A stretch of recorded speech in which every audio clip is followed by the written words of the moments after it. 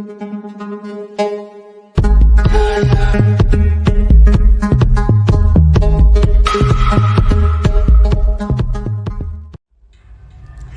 apa kabar? Semoga kamu dan keluarga semuanya dalam keadaan sehat ya. Ferris Channel kali ini akan menceritakan film yang berjudul When a Stranger Calls.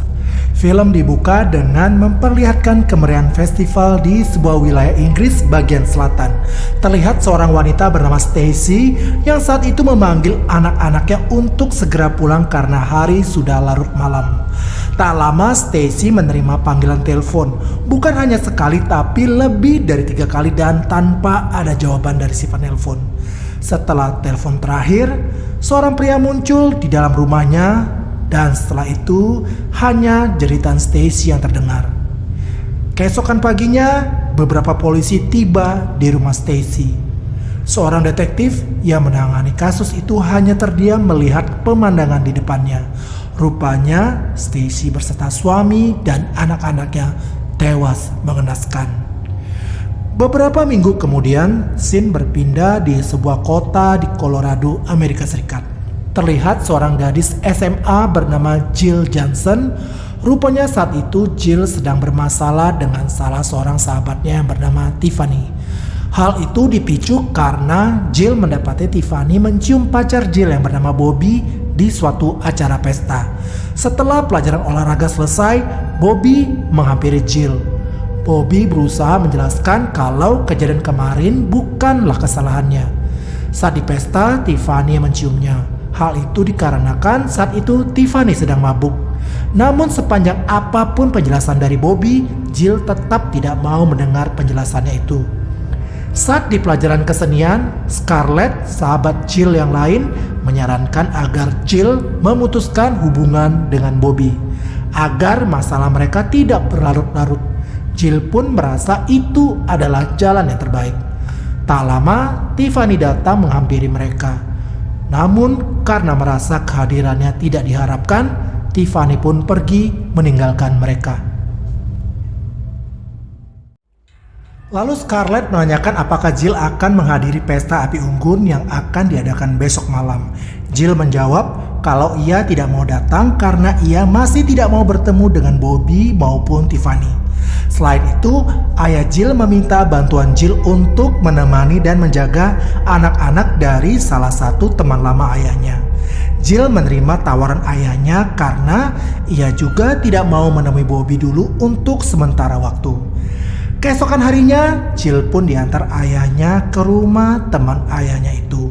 Setelah mengendarai mobil berjam-jam lamanya, tibalah mereka di daerah pegunungan yang bernama Elan Valley. Daerah itu sangat terpencil dan hanya satu rumah mewah di dekat danau yang dimiliki seorang dokter bernama Will Mandrakis. Setelah sampai di rumah itu, ayah mengatakan kalau ia sangat menghargai atas apa yang telah dilakukan Jill. Ayah berpesan agar Jill menelponnya jika terjadi sesuatu. Setelah itu, ayah pun segera kembali lagi ke kota untuk bekerja. Kemudian Jill masuk ke dalam rumah itu dan disambut oleh pemilik rumah, Will Mandrakis dan istrinya yang bernama Allison. Allison sangat berterima kasih karena Jill berkenan untuk menjaga kedua anaknya, karena mereka akan menghadiri pesta yang diadakan di sebuah restoran yang cukup jauh dari sana. Selain itu, pelayan di rumah itu yang bernama Rosa tidak tinggal di rumah itu karena ibunya yang sedang sakit mengharuskannya untuk pulang pergi. Kemudian Jill diajak berkeliling rumah. Allison mengatakan kalau rumah itu sudah dipasang alarm keamanan, akan tetapi alarm itu sedang mengalami malfungsi. Karena itu, Jill diberikan PIN untuk menonaktifkannya. Jill juga diberitahu kalau kamar anak-anak berada di lantai atas. Anak-anak hari ini tidur lebih cepat karena mereka sedang terkena flu. Allison juga memperlihatkan sebuah rumah kecil beberapa meter dari rumah mereka. Rumah itu mereka sebut rumah tamu dan biasa ditempati anak sulung mereka yang bernama Teddy kalau sedang belajar. Setelah Jill tidak ada pertanyaan lagi, Will menyalakan alarm dan mereka pun berangkat. Beberapa jam kemudian malam pun tiba. Untuk mengisi waktu, Jill mencoba beberapa remote yang ada di depannya. Jill takjub karena hampir semua fasilitas di rumah itu dijalankan dengan remote control. Lalu Jill pun iseng masuk ke kamar Allison. Ia mencoba beberapa kalung milik Allison. Namun di saat yang bersamaan, ia mendengar seseorang masuk ke dalam rumah. Jill segera berlari ke ruang depan karena mengira Will dan Allison sudah kembali dari pesta. Jill mencoba memanggil mereka tetapi tidak ada jawaban. Tak lama, Jill mendengar suara gaduh dari lantai atas. Saat Jill mau naik ke atas, terdengar pintu belakang yang terbuka. Dengan perlahan, Jill berjalan ke belakang. Dan ternyata di sana ada Rosa yang sedang memberi makan ikan dan burung-burung di kebun belakang. Jill pun menyapa Rosa. Lalu Jill kembali ke ruang depan dan saat itu ia mendengar dering telepon lalu mengangkatnya. Tapi ternyata tidak ada jawaban dari si penelpon dan malah ditutup. Beberapa saat kemudian alarm keamanan berbunyi. Jill segera mematikannya dengan PIN yang telah diberikan. Dan tak lama telepon berdering yang ternyata dari operator sistem keamanan. Operator itu menanyakan keadaan rumah karena sistem mengirim sinyal darurat ke kantor pusat. Jill mengatakan kalau terjadi malfungsi alarm karena tidak terjadi sesuatu di rumah itu. Lalu tak lama telepon kembali berdering. Si penelpon yang bersuara berat menanyakan apakah semuanya baik-baik saja. Saat Jill menanyakan nama si penelpon, sambungan itu pun terputus. Jill merasa resah dan ketakutan karena di rumah sebesar itu ia hanya sendiri, sedangkan Rosa mendadak pergi tanpa kabar yang membuatnya tambah takut. Merasa ada sesuatu yang tidak beres, Jill mengambil sebuah besi dan mulai memeriksa sampai ke belakang rumah. Kemudian tiba-tiba telepon kembali berdering dan ternyata kali ini prank dari Tiffany guys. Jill kaget kenapa Tiffany bisa berada di sana. Tiffany mendapat info dari ayah Jill kalau ia sedang di rumah itu. Dan Tiffany mengatakan kalau ia dapat masuk dari pintu garasi yang masih terbuka. Jill memastikan dengan memeriksanya dan ternyata benar pintu garasi itu terbuka. Jill pun langsung menutup pintu garasi itu. Tiffany mengatakan tujuannya datang adalah untuk menjelaskan kalau ia tidak ada maksud untuk merebut Bobby. Dan kejadian saat itu ia mencium Bobby karena dalam keadaan mabuk. Jill mengatakan kalau ia tidak ada waktu sekarang untuk bicarakan hal tersebut karena saat ini ia sedang bekerja menjaga anak-anak. Akhirnya Tiffany memutuskan untuk pulang. Setelah berada di luar rumah, Tiffany mendengar langkah kaki di semak-semak. Tiffany yang ketakutan segera cepat-cepat masuk ke dalam mobil. Sialnya kunci mobilnya terjatuh ke bawah mobil dan ia pun berusaha mengambilnya. Setelah berhasil menyalakan mobil yang sempat mogok beberapa kali, jalannya pun terhambat karena terhalang oleh sebuah pohon yang tumbang akibat hujan badai. Tak ada pilihan, Tiffany harus menggeser pohon itu. Namun tiba-tiba saja muncul seseorang yang kemudian menyerangnya. Tak lama Jill mendengar ada yang mengetuk pintu dengan sangat keras. Jill mengira kalau yang mengetuk itu adalah Tiffany. Jill pun langsung membukanya. Tapi ternyata tidak ada seorang pun di luar. Jill pun langsung menutup pintu itu.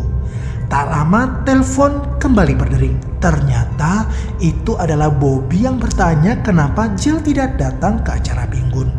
Jill langsung bertanya apakah dari tadi Bobby menelpon ke rumah itu. Tentu saja Bobby mengatakan kalau ia tidak menelpon sebelumnya. Jill lantas mengira mungkin teman-teman lainnya menelpon. Akhirnya karena sinyal di hutan tempat acara api unggun melemah, akhirnya sambungan telepon mereka terputus. Beberapa saat kemudian telepon di ruangan lain pun berdering dan muncul di layar nama Tiffany yang menelpon. Jill mengira kalau Tiffany menelpon, tapi ternyata suara pria misterius tadi yang menjawab. Dia mengatakan kalau ia bukan Tiffany. Ketika Jill bertanya siapa pria itu pun menutup teleponnya. Karena mengira kalau itu ulah teman-temannya, Jill pun menelpon Scarlett. Scarlett mengatakan kalau ia sedang berada di pesta api unggun dan tidak dapat mendengar suara Jill dengan jelas. Kemudian sinyal pun hilang dan sambungan telepon mereka pun terputus. Jill mencoba menelpon ayah, tetapi ayah tidak dapat menjawab panggilan, mungkin karena sedang meeting. Tidak ada pilihan lain, Jill pun mencoba menelpon polisi dan tersambung ke petugas yang bernama Alex. Jill menceritakan kalau ia mendapat teror melalui telepon oleh pria misterius yang menelpon berulang kali. Alex bertanya secara detail jenis teror yang dilakukan si penelpon. Jill mengatakan kalau penelpon tidak mengatakan apapun. Jill takut kalau si penelpon akan berbuat sesuatu yang membahayakan dirinya dan anak-anak. Alex mengatakan mungkin si penelpon hanya iseng dan tidak membahayakan. Alex meminta Jill tetap tenang dan menelpon Alex lagi jika terjadi apa-apa. Setelah itu, Jill bertanya-tanya kemana Rosa pergi. Setelah melihat nomor ponsel Rosa, Jill mencoba menelponnya. Setelah tersambung, Jill kaget karena dering ponsel Rosa berasal dari dalam rumah. Tapi telepon itu tidak ada yang menjawab. Jill terus menelpon sambil mencari ke beberapa ruangan, tetapi Jill tidak menemukannya. Akhirnya Jill mendekati asal suara dering ponsel Rosa berada. Namun Jill hanya menemukan tas Rosa dan ponselnya di dalam tas itu. Tak lama telepon rumah berdering kembali. Pria misterius kembali menanyakan apakah Jill sudah memeriksa kamar anak-anak. Jill segera menutup telepon dan segera menuju ke kamar anak-anak. Sesampainya di sana, Jill melihat anak-anak yang masih tertidur pulas. Saat Jill turun ke bawah, telepon kembali berdering. Pria misterius itu kembali menelpon dan menanyakan bagaimana kondisi anak-anak yang barusan ia periksa. Jill kaget bagaimana pria itu tahu kalau ia baru saja kembali dari kamar anak-anak. Jill merasa kalau dirinya sedang diawasi. Lalu Jill menutup semua tirai di rumah itu, lalu menelpon Alex kembali. Jill mengatakan pada Alex kalau penelpon misterius itu sedang mengawasinya. Alex menanyakan di mana lokasi Jill berada. Alex akan mengirim orang untuk menjemput Jill. Alex juga meminta Jill untuk mengulur waktu menahan panggilan jika pria itu menelpon kembali dan membuat koneksi tetap terhubung selama 60 detik. Hal itu untuk mendeteksi posisi si penelpon berada. Tak lama pria misterius itu menelpon kembali. Jill berusaha mengulur waktu agar pria itu tetap berbicara, namun belum sampai 60 detik pria itu sudah menutup teleponnya. Saat Jill melihat ke rumah tamu, ia teringat kalau Teddy, anak sulung Will, tinggal di rumah tamu itu. Ia yakin Teddy di sana karena lampu rumah tamu itu menyala. Jill mencoba menelpon Teddy, ternyata Teddy meninggalkan pesan suara kalau ia sedang pergi ke kampus. Tapi Jill melihat ada sosok bayangan orang di rumah tamu itu. Akhirnya Jill memberanikan diri dengan nekat pergi ke rumah tamu itu. Setelah melewati hujan badai, akhirnya Jill sampai di sana. Rupanya pintu rumah itu tidak dikunci. Dan Jill tidak melihat siapapun di rumah tamu itu. Tak lama suara telepon kembali berdering. Jill yakin kalau si pria misterius itu mengetahui posisinya. Jill berhasil mengulur waktu membuat sambungan telepon terhubung lebih dari 60 detik. Akan tetapi kali ini tidak ada sepatah kata pun keluar dari mulut si penelpon. Saat Jill melihat ke rumah, Jill melihat lampu kamar Rosa menyala. Karena mengira Rosa telah kembali, Jill segera lari ke rumah untuk memperingatkannya. Dan setelah masuk ke dalam rumah, Jill mengaktifkan alarm kembali. Jill sedikit tenang karena Rosa telah kembali ke rumah. Tapi setelah memanggil beberapa kali, tidak ada jawaban dari Rosa dan Jill malah menerima kembali telepon dari si pria misterius. Jill menanyakan mengapa pria itu menerornya seperti itu. Pria itu menjawab kalau ia menginginkan darah Jill alias membunuhnya. Sontak hal itu membuat Jill kaget dan langsung menutup telepon. Tak berapa lama Jill mendengar suara air yang mengalir dari shower di kamar mandi. Jill memeriksa kamar mandi, ternyata tidak ada siapapun.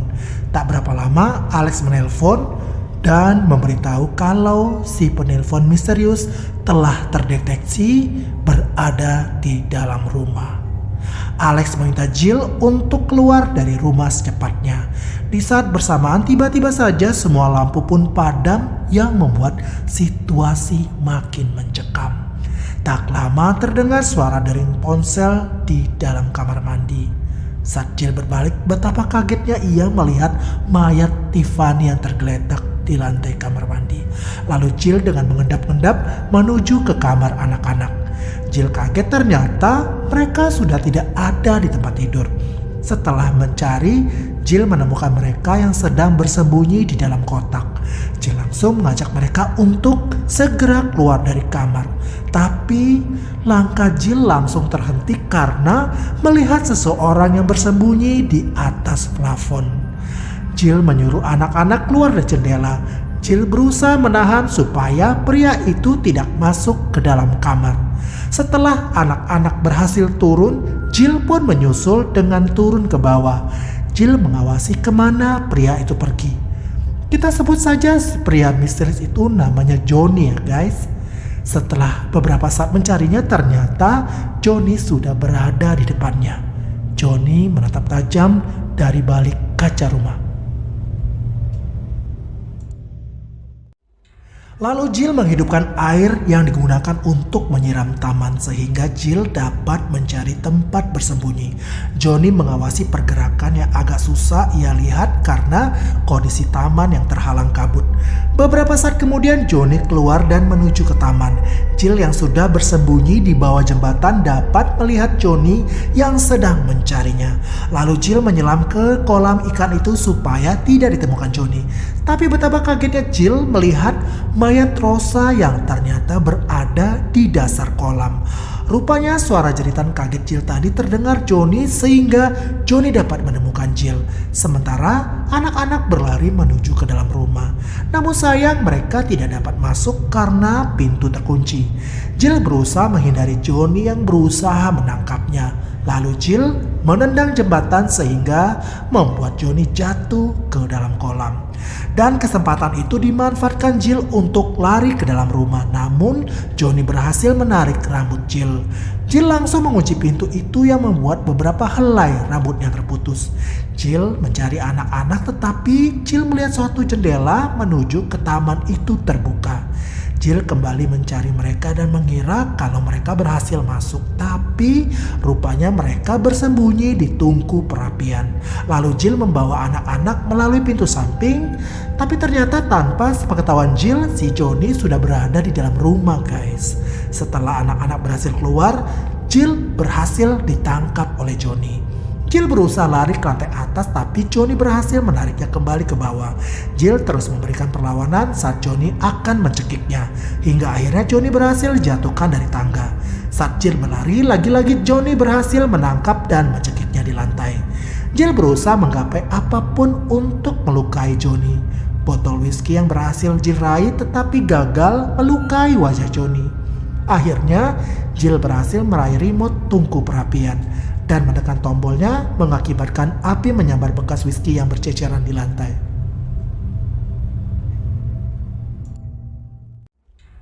Kesempatan itu digunakan Jill untuk mengambil batang besi lalu menusuk telapak tangan Johnny. Johnny yang kesakitan sekarang tidak bisa bergerak lagi. Jill pun berhasil keluar dan di saat yang bersamaan petugas kepolisian sudah tiba di rumah itu. Alex selalu mengamankan Jill dan mengatakan kalau pria misterius itu sudah diamankan. Setelah Alex pergi, Jill melihat Johnny menatapnya dengan tajam. Lalu Jill pun dirawat di rumah sakit karena luka-luka dan trauma yang dialaminya. Saat Jill terbangun di tengah malam, ia lalu keluar kamar dan merasa heran karena tidak ada seorang pun di rumah sakit itu. Tak berapa lama Jill mendengar dering telepon di kamarnya. Hal itu membuatnya teringat kembali tentang kejadian yang baru saja ia alami. Lalu telepon pun berhenti berdering. Lalu Jill menutup pintu kamar dan tiba-tiba muncullah Johnny lalu menyerangnya. Ternyata Jill hanya bermimpi, guys. Rupanya kejadian itu membuatnya trauma sehingga harus mendapatkan perawatan yang intensif. Jadi setelah penangkapan Johnny, terungkaplah kalau dialah penyebab kematian misterius di beberapa kota pada beberapa tahun terakhir ini. Sebelum melakukan aksinya, ia selalu meneror calon korbannya terlebih dahulu dengan telepon misterius. Setelah calon korbannya ketakutan, lalu ia muncul untuk menghabisi para korban. Nah teman-teman, demikianlah alur cerita film kali ini. Jangan lupa subscribe ya guys, supaya saya semakin semangat membuat video-video berikutnya. Dan terima kasih buat kamu yang sudah nonton. Sampai jumpa. Dadah.